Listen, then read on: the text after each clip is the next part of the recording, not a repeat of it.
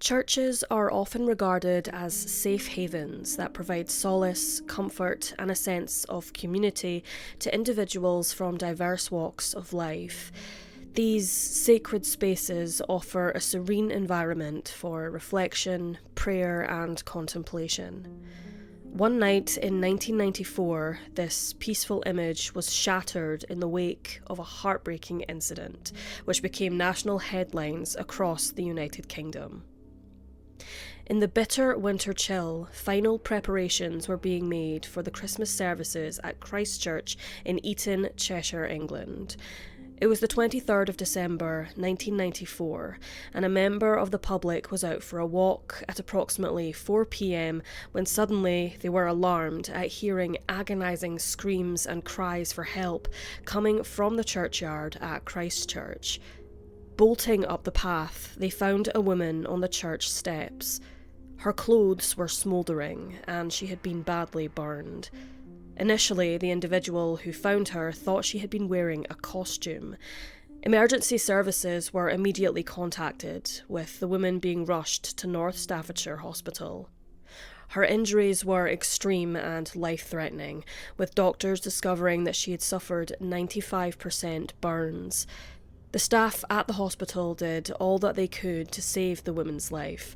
However, sadly, she passed away approximately 12 hours later in the early hours of Christmas Eve of 1994.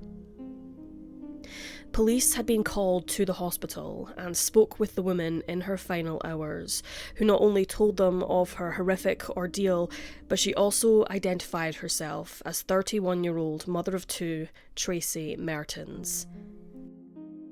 Tracey Mertens was a dinner lady who was newly living in Rochdale, a town in Manchester, with her partner Joey Kavanagh and children Kelly and Daniel. Tracey and Joey first began dating when they were 16 years old, and by 1994 they were very much in an on-off relationship. Joey was allegedly a drug user, which put severe strain on their relationship. The family had moved to Rochdale from Birmingham in November of that year and were starting to settle into their new home. On the 22nd of December, Tracey left her home in Rochdale with the plan being to go to her prior residence in Cattell's Grove, Neashles, the next morning. She picked up a benefits book and decided to stay overnight at her sister's house. However, some sources say that it was her sister-in-law's house, despite plans to return to Rochdale that same day. On the 23rd, she went to her former home, and after just 10 minutes of being at the property, at around midday, two men knocked on the door. Tracey opened the door and they demanded to know the whereabouts of Joey, and within seconds, Tracey was being shoved into a, quote, scruffy yellow Mark II Ford Escort with a single silver panel. Her friends believed that she refused to tell the men Joey's whereabouts as she thought her children were with him and did not want them to be harmed. In her hospital bed, she was able to describe the details of her captors. She stated both were large and overweight black men in their early 30s who spoke with Birmingham accents, and Tracey further told police that when the pair were in an argument, they spoke with what sounded like Jamaican accents in a language unknown to her. Police believe it was patois, a Jamaican dialect. The perpetrators were wearing brown leather caps and thigh-length leather coats. After being thrown into the vehicle, they drove Tracey to the churchyard in Eton, around a 70-mile or an hour's drive, where she was blindfolded, doused in petrol, and set on fire. The passerby found her approximately 5 hours after she was abducted from the house in Birmingham. Police swiftly began their investigation into the death of Tracey Mertens, which was being treated as a murder. One of the first pieces of evidence found was a petrol canister, which was abandoned in the vicinity of the churchyard. Specks of blood were found in Cattell's Grove and in the family's former address. Chillingly, a word had been painted on one of the windows. That word was death. Authorities received a call from a couple who were involved in drug use and were told that they had received a phone call where the person on the other line stated that if they didn't pay the money that they owed back, they would get what Tracey Mertens got. Another question which has not been answered is why these men chose to drive to this particular churchyard in Cheshire. What connection, if any, did they have to that location? Police began looking closely at Joey and his drug use, which he denied partaking in. It had been theorised that the two men who abducted and murdered the 31-year-old were possibly members of a Birmingham gang. At the time, there were 3 major gangs involved in a drug war, one of which was known to be composed of men of Jamaican origin.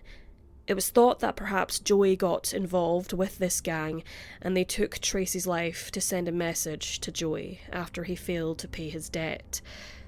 Joey Kavanagh said he did owe people money, but drugs were not the reason for his debts.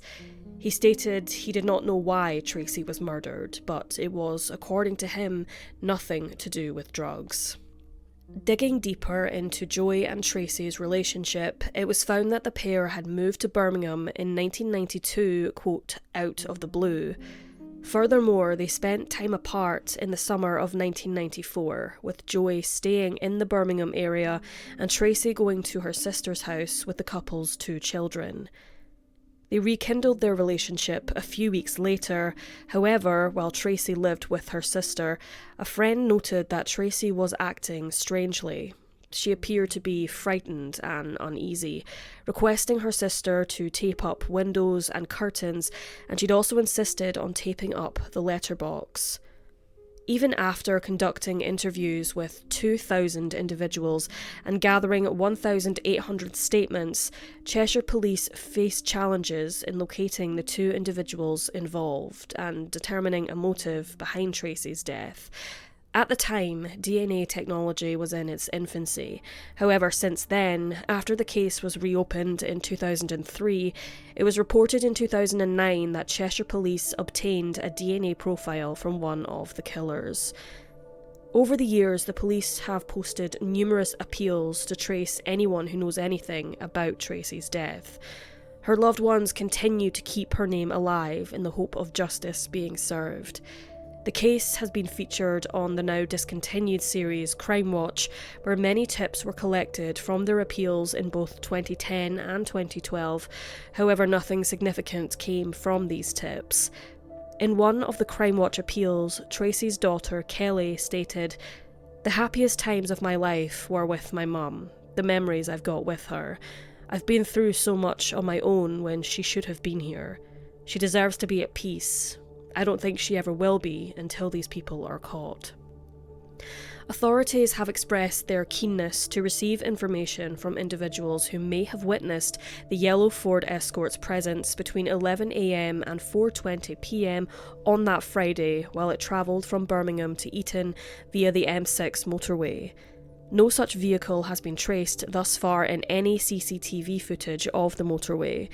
Detective Chief Inspector Paul Bailey told the media, "It took a cold, callous and cruel mind to plan Tracey's murder. To douse in petrol a mother with 2 young children waiting expectantly at home for her to return for Christmas, then walk away as she burned, leaving her to her fate." Christmas is a time to celebrate with family and loved ones, with laughter and joy to warm the heart.